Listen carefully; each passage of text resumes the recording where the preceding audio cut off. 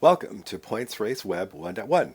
This is a web application that allows you to score points, Madison, tempo, scratch, and snowball races extremely easy and fun. Let's get into it.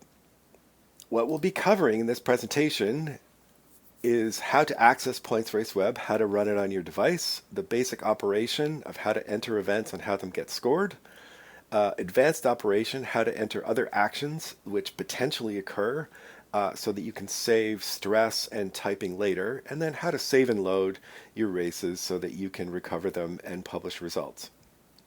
In order to access Points Race Web, you can use the QR code on this page, which will take you to the Cycling Apps web page, then scroll down and click on Points Race Web. Or you can type in this URL that's across the top of the page. I'll give you a couple of seconds to get your device on in case you want to follow this link right now.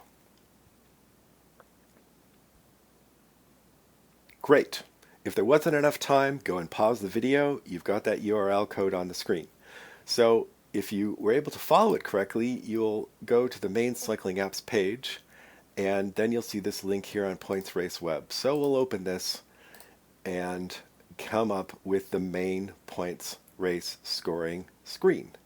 So now what you need to do is we're just going to do a little demo here. Let's say you give your race a name. So I say, in this case, junior women.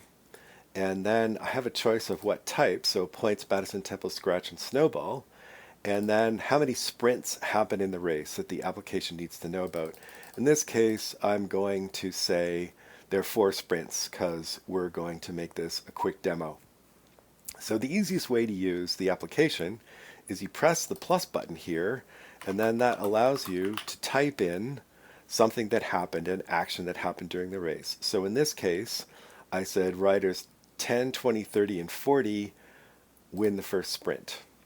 So now what happens is I can see what action I have, and I can see the results of the race so far, the current score. So let's record the results of a second race, a second sprint. So let's say that riders 20, 30, 40, and now I'm going to show you a new feature about minus 50. Now, any number that's entered with a minus sign means it was tied with the bib before.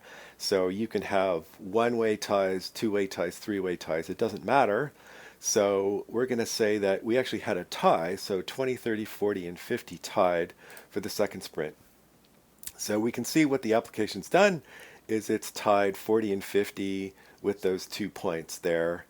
So there's no fourth place. So no problem at all. And now we're just going to enter another event that we want to score.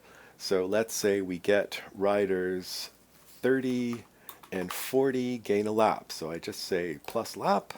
Now I have those riders scored correctly in my running results.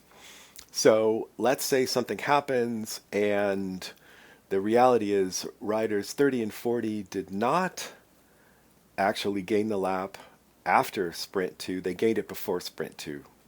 So to fix that, you just drag this row and you move it to where you want it and you release. So you can drag and drop rows to change the sequence anytime you want to do that.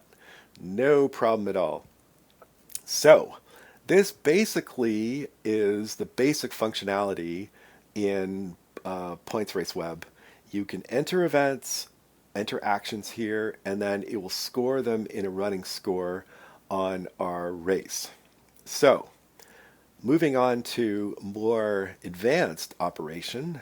So let's say that the whole race breaks open and we have rider 10, 20, 30, 70, 80, and 90 go on a break. So I can type in those bibs. I can hit this button here for break. So now I've made an action that shows break, but there isn't any change in the score because nothing's happened yet. No problem at all. So a little more time happens, and all those 6 riders actually gain a lap. So no problem. As soon as that happens, I can click on the edit button for the break, and then just say +1 lap. So what happens is every time you edit an action and then you press a button that didn't match the action type, so in this case it went from break to plus lap, it makes a copy of that action. So that makes it very easy for you to record bib numbers ahead of time and then enter them later in case something happens. So let's say that this actually didn't happen. So we're going to go fix this up. So they don't gain a lap. So the easiest thing to do here is we can delete this. So you can always click on one of the actions and delete it. So now I deleted the +1 lap, but let's say the break gets caught and it's all back in, everything's back together. So then I can just make a note for myself and say compact. So now the whole race is now compact and I've made an action note. So this is an important piece of information, this break, but it wasn't really that important anymore because everything's back together. So everything keeps going along. Let's go enter a few more sprints. Let's put in another sprint. So let's say 40, 50, 20, and 10. I'll also add a 15 just to show you can enter more sprints. And 15 is just shown here because there are no points, but it's because it allocated the points to the first 4 here. And now what we'll do is we'll add another issue here that, let's say, riders 70 and 80 have gone off the back because they've lost contact with the group. And then finally riders 70 and 80 go down a lap. So we just click here. They're now down a lap. That's no problem. And then we're going to go record the finish of the race. So for our final sprint. So in the final sprint, you need to record the entire finish order of the race. So in this case, we'll put 70, 15, 50, 10, 20, 30, and 40, and enter all those for our final sprint. So we can see that we've recorded the finish order of the final sprint. However, the number of points dictate what the actual rank is in the race, and the application will use the finish order to break any ties correctly that there are in the points. So that pretty much indicates everything that we need to know about how the application works. So in order to go from there, what we can do is save it, and then what will happen is it will take this application and it'll store it as a CSV file, which you can then open with the spreadsheet application of your choice, be it Excel or whatever other spreadsheet application that you may have. So you can see all the information here is stored as a CSV file. And you can also load CSV files into the application. So just to demonstrate how that works, I'm going to reload the page. Of course, if you leave the page without saving, you've lost your work. So don't do that.